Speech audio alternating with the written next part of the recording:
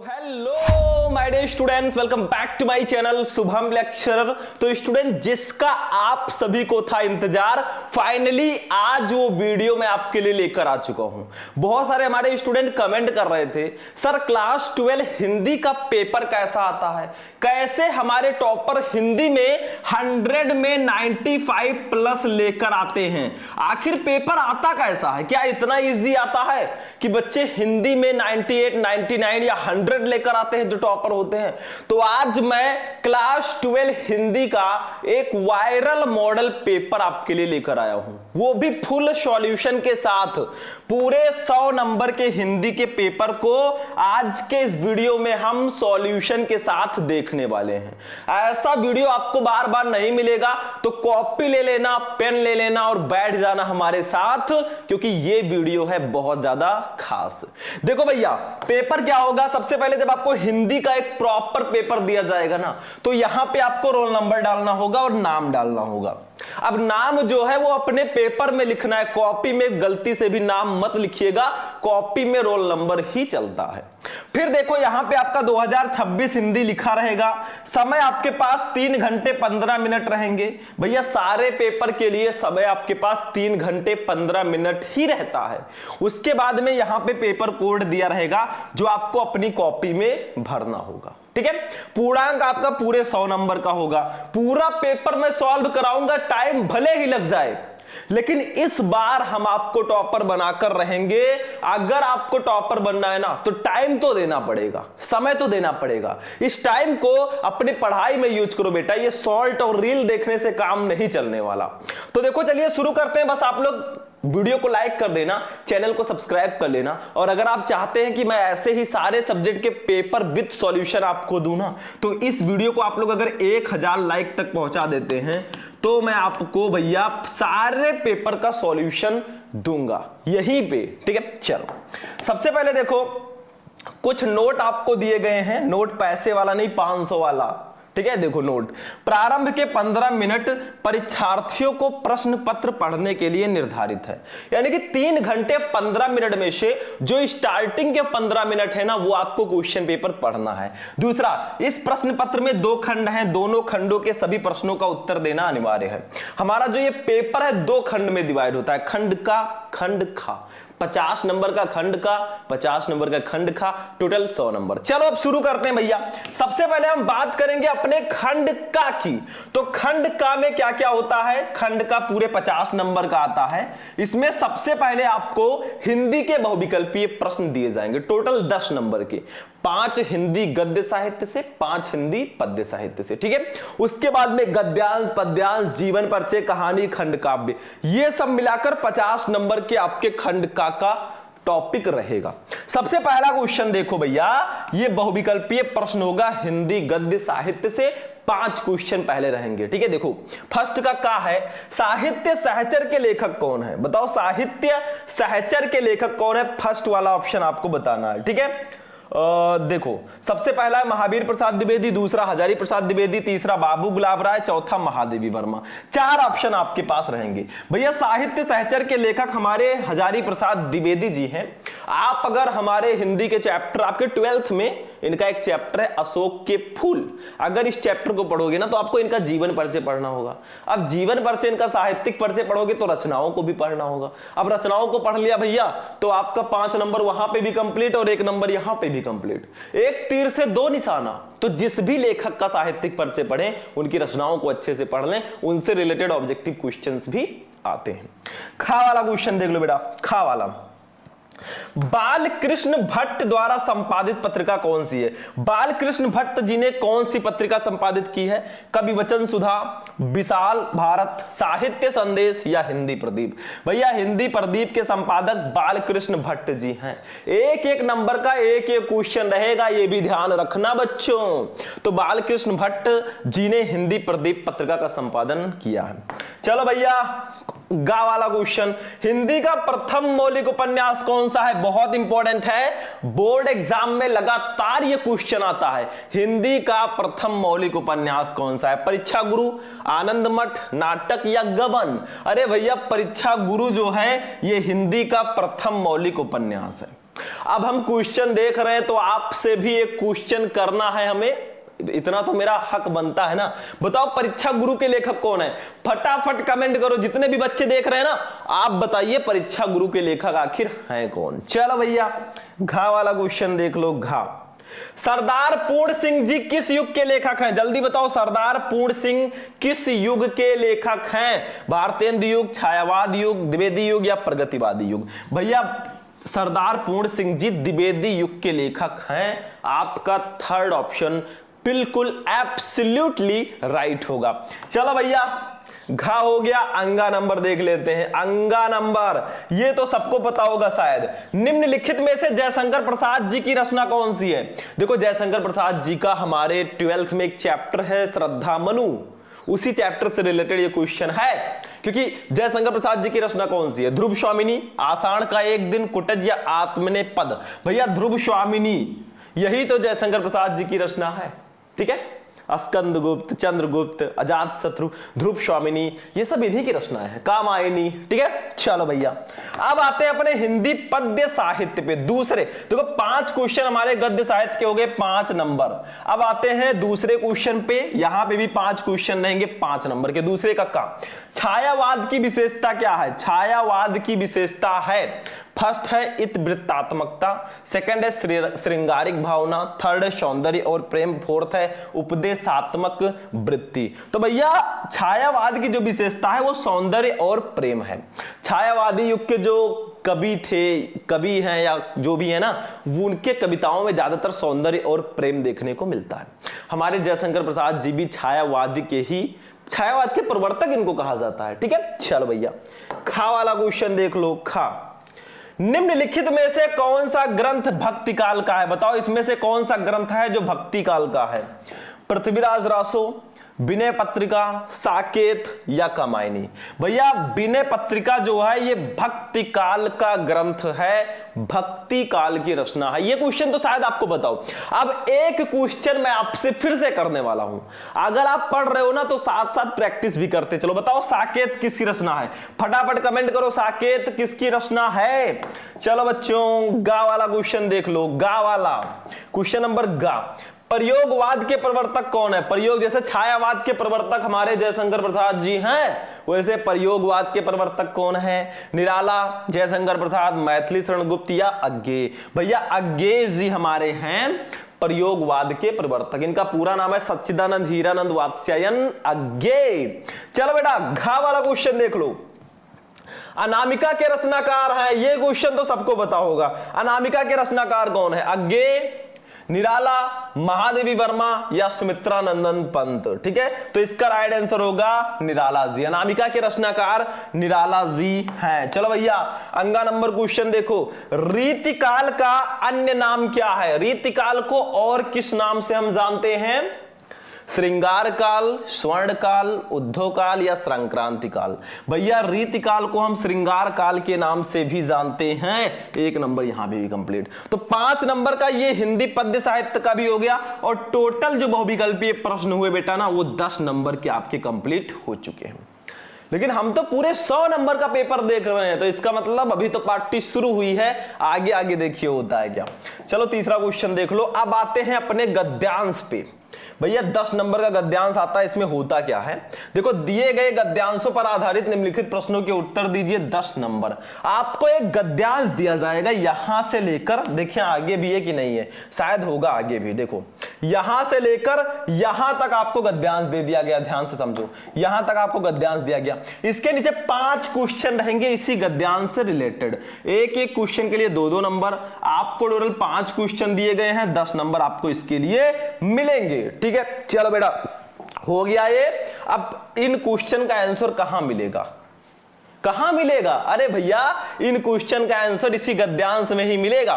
तो पहले गद्यांश को हम खूब ध्यान से पढ़ते हैं। देखो ध्यान से पहले पढ़ो, फिर क्वेश्चन का आंसर भी दे देंगे। देखो, राष्ट्र का तीसरा अंग जन की संस्कृति है।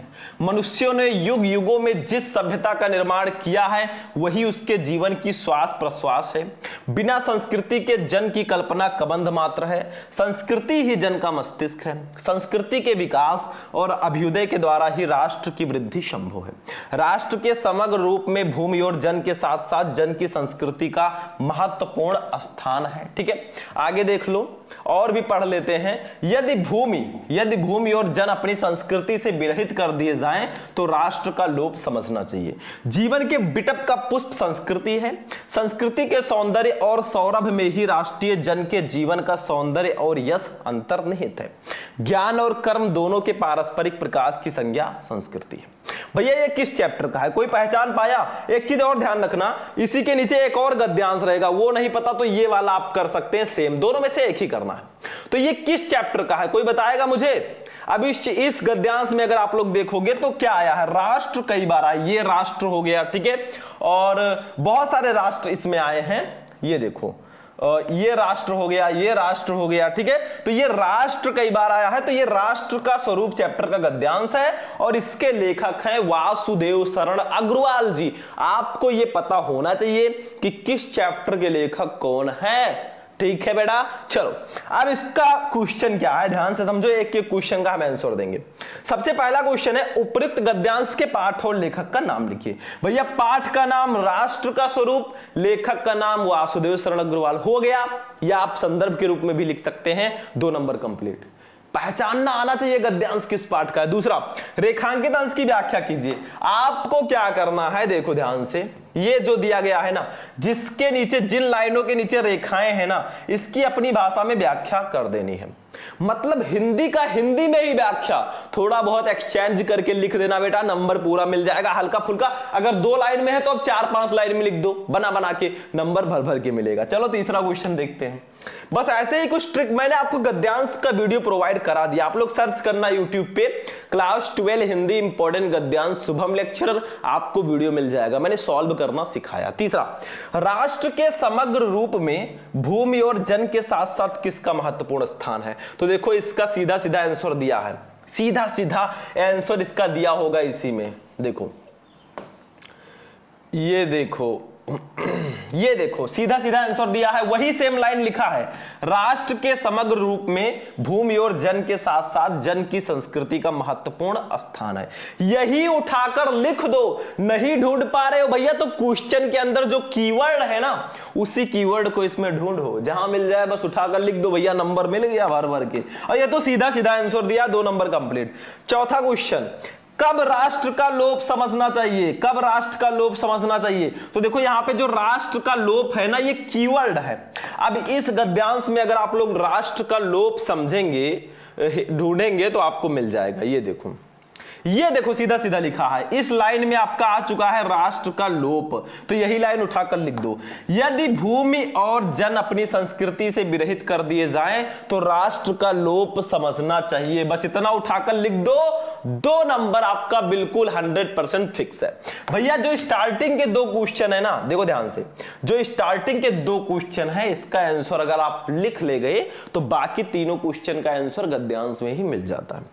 5वां, संस्कृति के सौंदर्य और सौरभ में क्या अंतर्निहित है? तो ये देख लो बेटा, संस्कृति के सौंदर्य और सौरभ में क्या अंतर्निहित है? तो ये सीधा सीधा लिखा है, देखो, संस्कृति के सौंदर्य और सौरभ में ही राष्ट्रीय जन के जीवन का सौंदर्य और यश अंतर्निहित है। बस इतना लिख दो भैया, 2 नंबर आपका ये भी कंप्लीट। तो देखो ऐसे ही आपको 5 क्वेश्चन का आंसर देना है और एग्जामिनर कहेगा कि इस बच्चे को 10 में 10 देना है। ठीक है, वो देगा आपको, क्योंकि ऐसे अगर लिख कर आओगे। अब इसको कॉपी में कैसे लिखना है भाई, ये मैं बोर्ड पे तो बता नहीं सकता, इसको मैंने ऑलरेडी आपको बता रखा है। आप लोग सर्च करना क्लास 12 हिंदी इंपॉर्टेंट गद्यांश शुभम लेक्चर, वीडियो मिल जाएगा। चलो अथवा लगा है, देखो दूसरा अथवा लगा है, वो नहीं पता तो ये वाला कर लो, भाषा की साधारण इकाई शब्द है। ये भाषा और आधुनिकता चैप्टर का गद्यांश है और इसके लेखक प्रोजी सुंदर रेड्डी जी हैं। तो इसको आप खुद कीजिएगा, मैं हट जाता हूं, आप लोग इसका स्क्रीनशॉट ले लीजिए, पहले इसका ले लीजिए, सारा स्क्रीनशॉट लीजिए, इसको खुद आप सॉल्व कीजिए। ठीक है, चौथा क्वेश्चन देखते हैं। अब आते हैं भैया पद्यांश पे। पद्यांश देखो, दिए गए पद्यांशों पर आधारित निम्नलिखित प्रश्नों के उत्तर दीजिए 10 नंबर। जैसे गद्यांश आता है ना, वैसे बेसिकली पद्यांश भी आपके बोर्ड एग्जाम में पूछा जाता है। इसमें क्या होता है, आपको हिंदी पद का एक पद्यांश दे दिया जाएगा, उसके नीचे भी 5 क्वेश्चन ही रहेंगे जैसे उसमें था। देखो ये 5 क्वेश्चन इसके नीचे भी रहेंगे। और ये जो पद्यांश हमारा है ना, ये किस चैप्टर, और इसमें भी अथवा लगा रहेगा। देखो नहीं पता तो ये दूसरा कर लो। तो देखो यहां पे भी आपको क्या करना है, इसको पहले मैं हिंदी मीनिंग थोड़ा सा बता देता हूं। देखो दिए गए पद्यांशों पर आधारित निम्नलिखित प्रश्नों के उत्तर दीजिए। ये हमारे कैकेयी का अनुताप जो चैप्टर है ना, उसका पद्यांश है और इसके कवि है मैथिली शरण गुप्त जी। देखो, कहते आते थे अभी यही नरदेही, माता न कुमाता पुत्र कुपुत्र भले ही। मतलब यहां पे क्या हो रहा है, जो कैकेयी जी हैं जिन्होंने राम जी को, श्री राम जी को 14 वर्ष का वनवास भिजवाया था ना, अब वो कुटिया में आई है श्री राम के पंचवटी में, और वहां पे आकर वो पश्चाताप कर रही हैं। कहती हैं, कहते आते थे यही अभी नरदेही। मैं आपको बेसिकली थोड़ा बहुत बता देता हूं। वो कहती है कि अभी तक लोग यही कहते आते थे, माता न कुमाता पुत्र कुपुत्र भले ही। मतलब माता कुमाता, माता बुरी नहीं हो सकती, पुत्र भले ही बुरा हो जाए। अब कहे सभी ये हाय विरुद्ध विधाता, लेकिन हे भगवान अब सब यही कहेंगे, है पुत्र पुत्र ही रहे, कुमाता माता। पुत्र तो पुत्र ही है, लेकिन माता कुमाता हो गई है, माता बुरी हो गई है।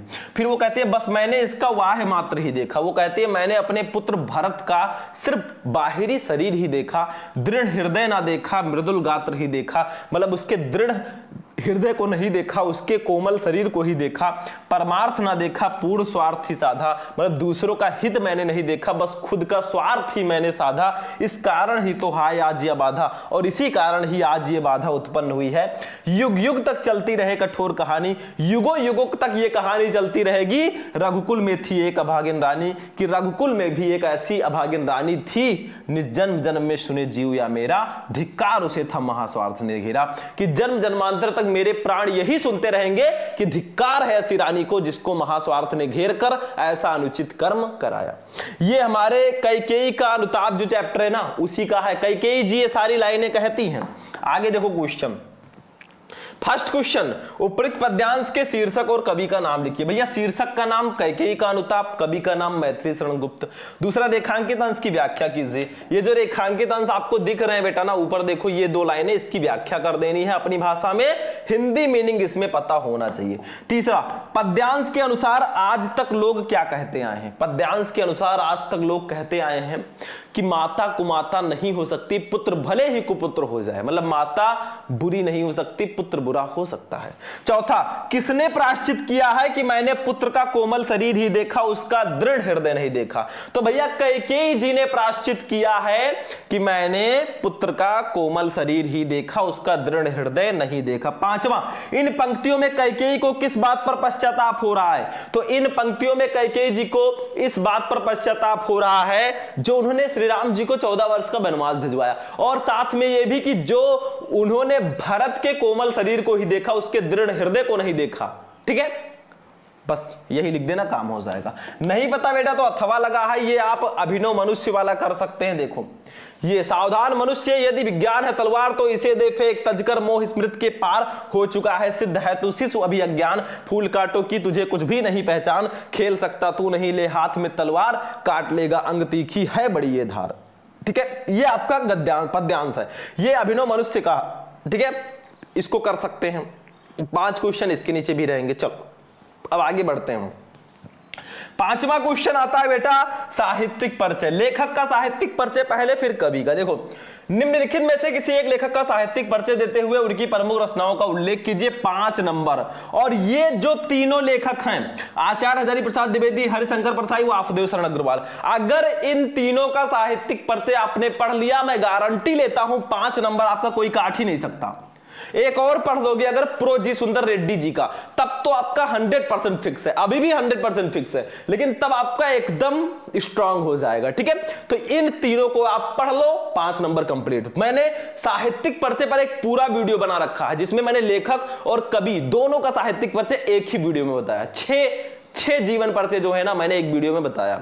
आप लोग सर्च करना क्लास 12 हिंदी इंपॉर्टेंट जीवन परिचय शुभम लेक्चरर, आपको वीडियो मिल जाएगा। खा वाला देख लो बेटा, खा वाला क्वेश्चन, निम्नलिखित में से किसी एक कवि का साहित्यिक परिचय देते हुए उनकी प्रमुख रचनाओं का उल्लेख कीजिए। 5 नंबर। अब कवि 5 नंबर, लेखक का 5 कवि का। देखो महादेवी वर्मा, जयशंकर प्रसाद, रामधारी सिंह दिनकर, तीनों बहुत इंपॉर्टेंट हैं, लेकिन इसमें आपको एक और पढ़ लेना, सुमित्रा नंदन पंत जी का। बस 4 पढ़ लो, इसमें भी 5 नंबर आपके कंप्लीट हैं।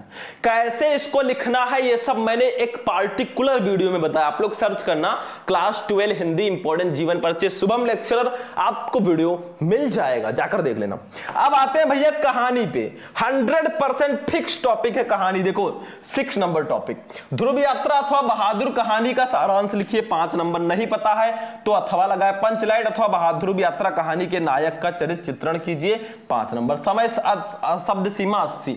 मतलब इसमें 4 ऑप्शन है, चाहे आप ध्रुव यात्रा कहानी का सारांश लिख दो, चाहे बहादुर कहानी का सारांश लिख दो। दोनों नहीं पता तो पंचलाइट कहानी के नायक का चरित्र चित्रण कर दो। वो भी नहीं पता तो ध्रुव यात्रा कहानी के नायक का चरित्र चित्रण कर दो। भैया 4 ऑप्शन है, एक ही करना है, बहुत आसानी से कर लोगे। और ये 5 नंबर जो है 100% फिक्स है। कुछ कहानी है, जैसे मैं बता देता हूं, थोड़ा ऊपर चलता हूं मैं यहां पे, ठीक है। 3 कहानी आप लोग पढ़ लेना। एक है पंचलाइट, देखो एक है पंचलाइट, एक है बेटा बहादुर, और दूसरा आपका है ध्रुव यात्रा।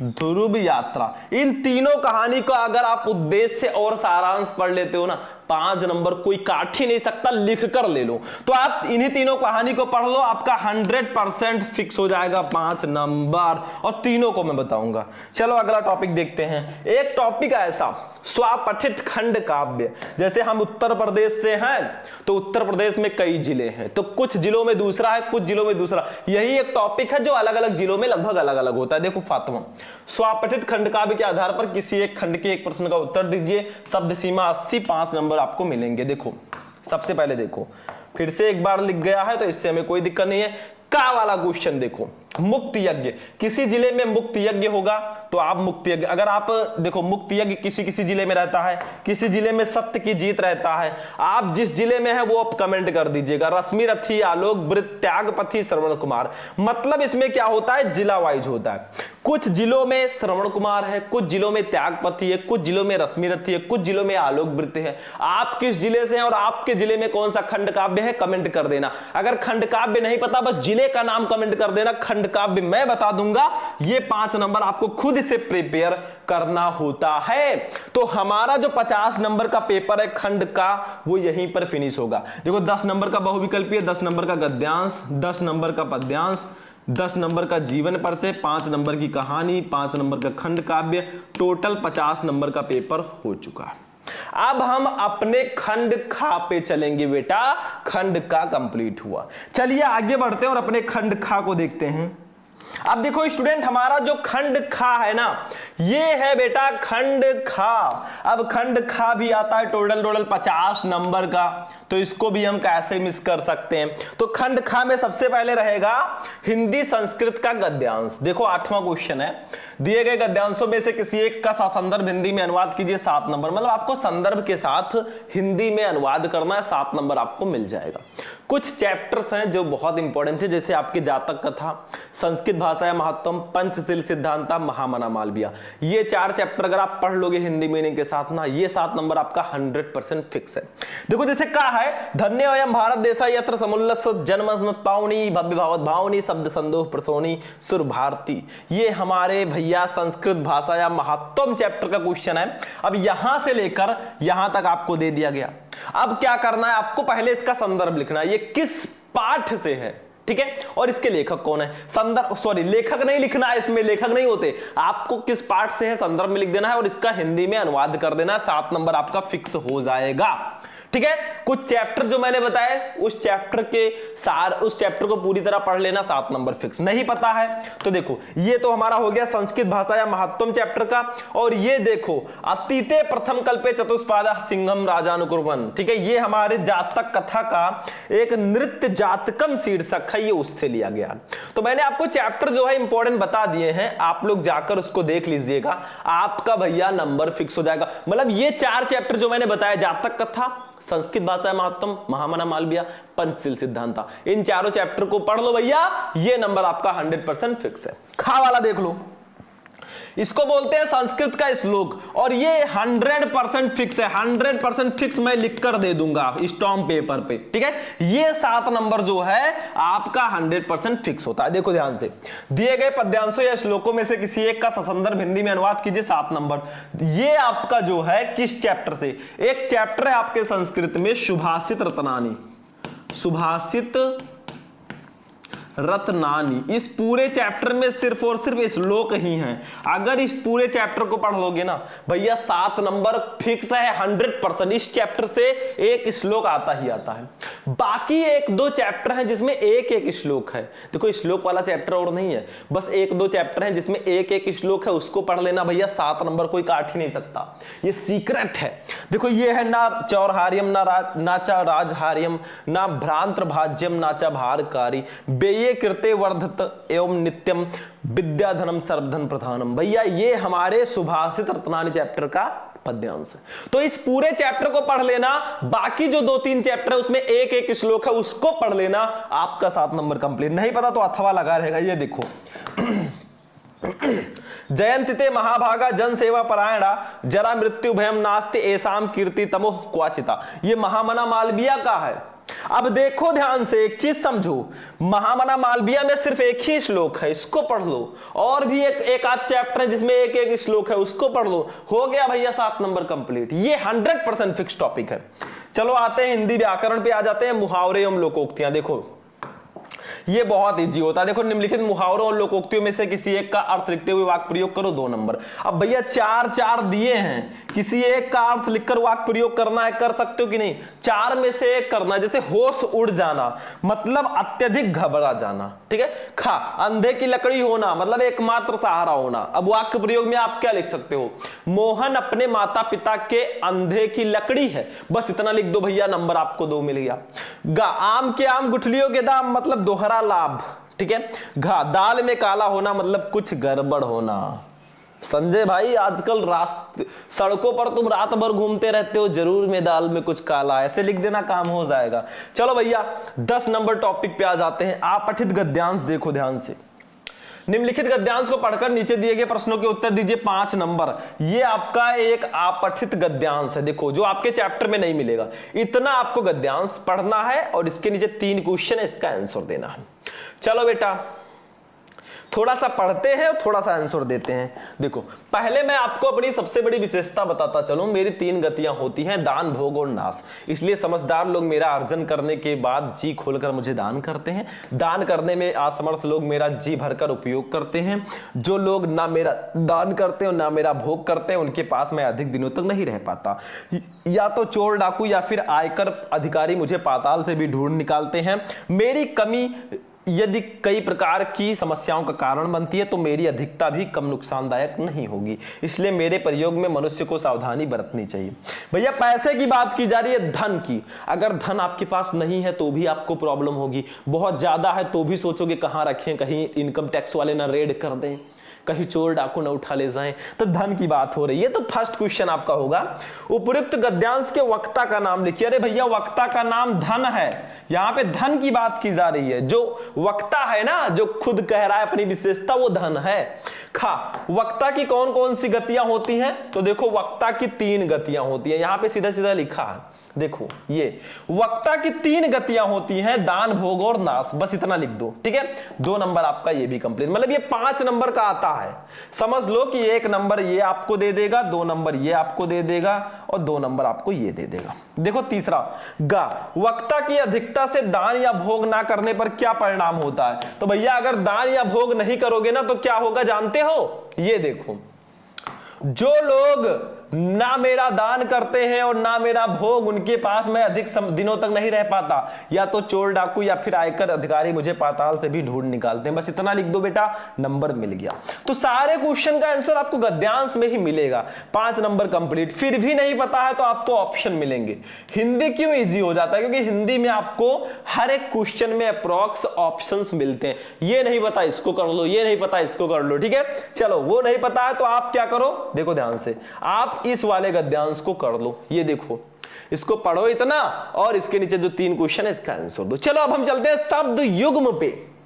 चलो बेटा आगे बढ़ रहे हैं धीरे धीरे। चलो 11 का का ये शब्द युग्म है, 2 क्वेश्चन रहेगा 2 नंबर का। देखो निम्नलिखित शब्द युग्मों का सही अर्थ चुनकर लिखिए। जैसे अंश अंश, इसका सही अर्थ क्या होगा? हिस्सा और कंधा, हिस्सा और अंकुर, कंधा और हिस्सा और अंकुर और हिस्सा। बताओ इसका सही अर्थ क्या होगा बेटा?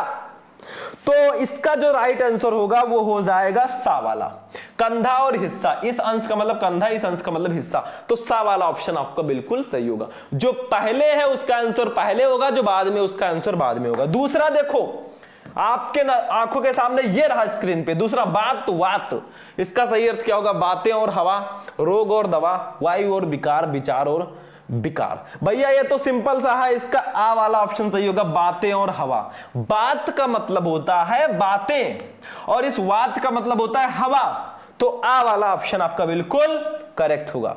चलो आगे बढ़ो, 2 नंबर कंप्लीट। ये देखो शब्द अर्थ, जिसको हम अनेकार्थी शब्द भी बोलते हैं। देखो निम्नलिखित शब्दों में से किसी एक शब्द के 2 अर्थ लिखिए, 2 नंबर। जैसे देखो फर्स्ट है पतंग।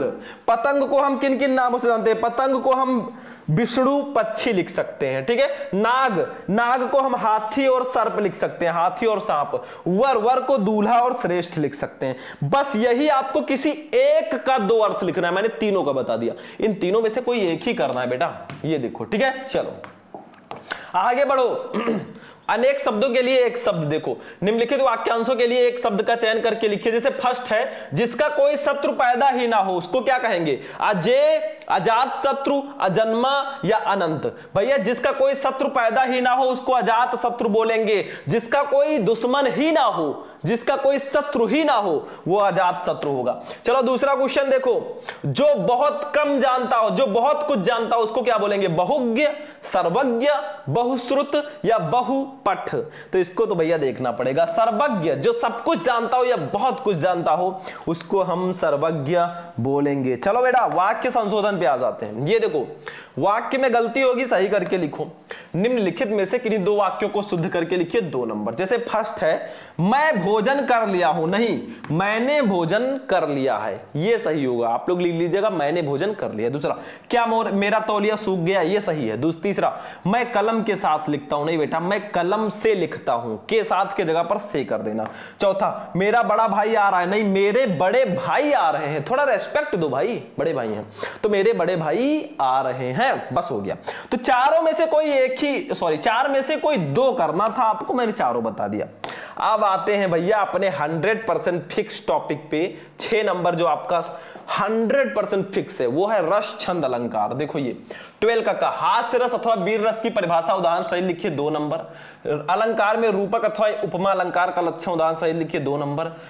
चौपाई, छंद में चौपाई अथवा कुंडलिया छंद लक्षण उदाहरण से लिखिए, 2 नंबर। अब भैया ये 6 नंबर मैंने एक ही वीडियो में कंप्लीट करा रखा है। ये जो रस है, छंद है, अलंकार है, मैंने सारे के सारे रस, हास्य रस, करुण रस, वीर रस, सारे छंद, चौपाई, दोहा, सोरठा, सारे अलंकार, उपमा, उत्प्रेक्षा, ठीक है, यमक, श्लेष और रूपक जो भी हैं सबको मैंने एक ही वीडियो में करा रखा है। आप लोग बस सर्च करना रस छंद अलंकार शुभम लेक्चर, आपको वीडियो मिल जाएगा, जाकर देख लोगे। पूरा मैंने एक ही वीडियो में करा रखा है, 6 नंबर आपको कंप्लीट हो जाएगा, ठीक है, जाकर देखना। पत्र लेखन की बात करें 13 नंबर, 6 नंबर का आता है। देखो 13 नंबर, किसी दैनिक पत्र के संपादक के नाम एक पत्र लिखिए जिसमें शहर में फैली संक्रामक बीमारी के प्रति नगर स्वास्थ्य अधिकारी का ध्यान आकर्षित किया गया हो। 6 नंबर, नहीं पता तो अथवा लगाए। पत्र लेखन पर भी मैं वीडियो बना चुका हूं, पत्र लिखने का तरीका सीख जाओ, काम हो जाएगा। चलो, किसी बैंक के प्रबंधक को कोई व्यवसाय करने हेतु ऋण प्राप्ति के लिए एक आवेदन पत्र लिखिए। आप लोग जाकर सर्च कर लेना यूट्यूब पे क्लास 12 हिंदी इंपॉर्टेंट पत्र शुभम लेक्चरर, आपको ये सारे वीडियोस मिल जाएंगे। मैंने टॉप 6 पत्र एक ही वीडियो में बताया, कोई ऐसा टॉपिक बचा नहीं जिसको मैंने पढ़ाया नहीं। लास्ट टॉपिक हमारे पेपर का है निबंध, भैया पूरे 9 नंबर का आएगा। देखो निम्नलिखित विषयों में से किसी एक पर अपनी भाषा शैली में निबंध लिखो, 9 नंबर। जैसे आपके पास ऑप्शन है, का है पर्यावरण संरक्षण का महत्व, खा है मेरे प्रिय कवि, गा है भारत में बेरोजगारी की समस्या, घा है आतंकवाद की समस्या और अंगा है पर्यावरण संरक्षण आवश्यकता और महत्व। तो 5 में से किसी एक टॉपिक पर आपको निबंध लिखना। निबंध में सबसे इंपॉर्टेंट होता है हेडिंग। हेडिंग अगर अच्छे से डाल दोगे ना और लिख दोगे भैया, आपको नंबर भर भर के मिलेंगे, चाहे आप खुद से बना बना कर लिखो। हेडिंग में जैसे आपका सबसे पहला रूपरेखा होना चाहिए, ठीक है। रूपरेखा के अंतर्गत आपका प्रस्तावना हेडिंग जरूर होना चाहिए स्टार्टिंग में सबसे पहले, ठीक है, किसी भी निबंध को लिखें। और लास्ट में उपसंहार होना चाहिए, और बीच में आपको वो हेडिंग डालना है ना, बीच में वो हेडिंग डालो जो निबंध आपको दिया गया हो, ठीक है। तो ये आपका लास्ट टॉपिक था 14 नंबर। और फाइनली हमारे पूरे हिंदी का पेपर पूरे 100, देखो 50 नंबर का ये भी हो गया खंड खा, तो पूरे हिंदी के जो 100 नंबर का पेपर है ना वो यहीं पर फिनिश होगा। मैंने आपको पूरा पेपर तो बताया ही, साथ साथ में आपको सॉल्यूशन भी दिया ताकि आपको आगे चलकर प्रॉब्लम्स ना फेस करना पड़े। तो आज का वीडियो आपको कैसा लगा? पूरा पेपर मैंने एक ही स्टाइल में अपने बता दिया। सबसे स्टार्टिंग में चलते हैं अपने पेपर पे, ठीक है। देखो कितने स्पीड में चल रहा है, इसी स्पीड से आपको भी चलना है, तभी आप एक दिन टॉपर बनोगे। देखो ये पूरे 100 नंबर का जो पेपर है बेटा ना, ये देखो आ गए अपने पेपर के स्टार्टिंग में। ये देखो ये पूरे 100 नंबर के हिंदी के पेपर को आज हमने फिनिश करा दिया। भैया ऐसे ही आप लोग सपोर्ट बनाए रखो, हम आपको ऐसी ऐसी क्लासेस देंगे ना जो आपको टॉपर बनाकर रहेंगे। तो आज का वीडियो कैसा लगा? वीडियो पसंद आया वीडियो को लाइक करना, जाते जाते चैनल को सब्सक्राइब करके वीडियो को अपने दोस्तों के साथ भी शेयर कर देना। चलिए फिर मिलते हैं हम लोग किसी नेक्स्ट वीडियो में नेक्स्ट टॉपिक के साथ। तब तक के लिए जय हिंद।